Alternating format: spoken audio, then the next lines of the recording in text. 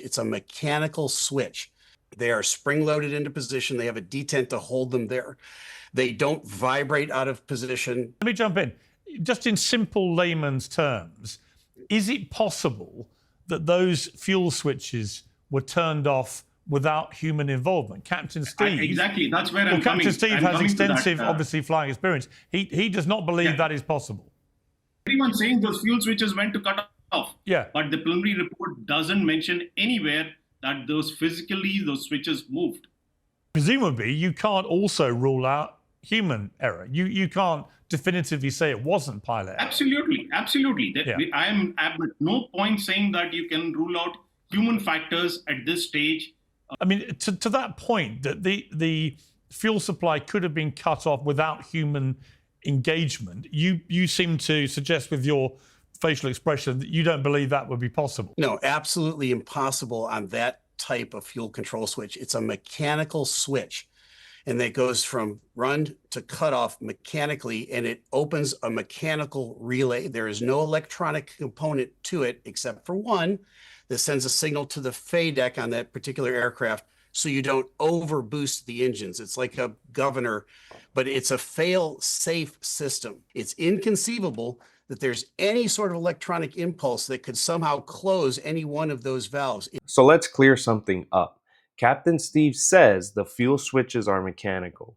And that's kind of true, but also a little misleading. Yes, the physical switch in the cockpit is a mechanical toggle. It gives you the tactile feel like a switch on an old stereo. But what happens after you flip it? That's not mechanical at all. On the Boeing 787, that switch sends a signal into the EEC, Electronic Engine Control System, and that's a digital computer that manages all engine functions. From there, the fuel shutoff valve gets an electronic command to open or close. So while the switch is a mechanical input device, the actual action that shuts off the fuel is fully electronic. If there's a glitch, power failure, or interference in that chain, that valve may not behave the way you expect because the system relies on a digital logic to execute the order. Bugs? So no, it's not just a cable yanking at a valve. It's a mechanical switch triggering an electronic system, and that distinction matters when we're talking about why engines shut down midair. Fuel control switches are a very simple mechanism. They're mechanical. They have a mechanical relay. They open up three valves. The only way to shut off those three valves is to place the fuel control switch to cut off or pull the fire handle. Yeah, those switches are not just mechanical. If it was strictly mechanical, it would be a connection between the switch and the actual valve itself. There's got electrical wiring. I worked in a factory. I saw how these airplanes are manufactured. We had electrical issues in the factory. We had issues with testing of our electrical wiring interconnect system. We had issues in the factory with systems not working properly. This is not that unusual. These things can happen. As the other captain mentioned, he had a background in electronics, and so do I in the military.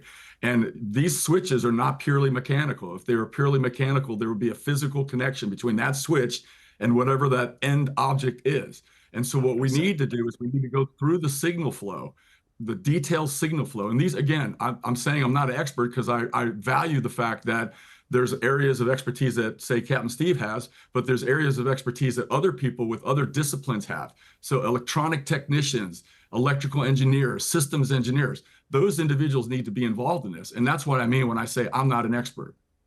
So I think there's a key difference between operational and functional knowledge, and I just want to point that out.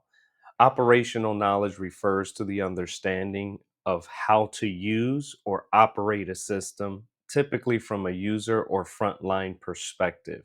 An example, a pilot knows that pulling the fuel cutoff switches stops the fuel flow to the engine. That's operational knowledge. Functional knowledge is a deeper understanding of how the systems actually work internally, the mechanisms, signals, and system architecture that makes it all function. An example of that is knowing that the fuel cutoff switches is a mechanical input that sends signal to the electric FADEC system, which then electronically controls the fuel shutoff valve. That's functional knowledge. Someone might operate a system correctly without understanding how it functions, which is fine in routine operation. But functional knowledge is critical when diagnosing failures, evaluating unexpected behavior, or analyzing accident investigations. The mechanism is mechanical, the signal path and valve action is electronic. Does an airline pilot study functional systems? Airline pilots are trained in system operation, not deep system architecture. They study how the aircraft behaves, what alerts mean, how to troubleshoot, and how to recover, mostly from an operational standpoint. Some experienced or curious pilots do go deeper into functional knowledge, but that's not universally required. They learn system logic and interactions as described in the FCOMs, flight crew operations manuals, but they don't go into engineering level detail unless they actively pursue it.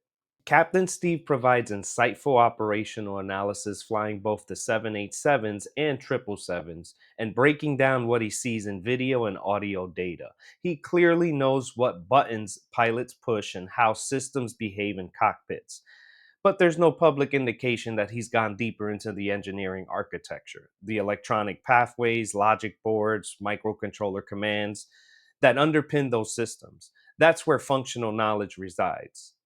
Now, based on the research that I've done, there's important distinction to make. Yes, the physical switch in the cockpit is mechanical. You flip it, you feel resistance. That's tactile. But that switch doesn't directly open or close a valve through a cable or rod like it's a lawnmower. It sends a signal to the electronic engine control, also known as the EEC, which is essentially a computer. On GE engines, it's part of the FADEC system. That electronic signal is what actually tells the fuel metering unit to command the valve, whether to start fuel flow or cut it off. So, yes, it's a mechanical switch triggering an electronic process.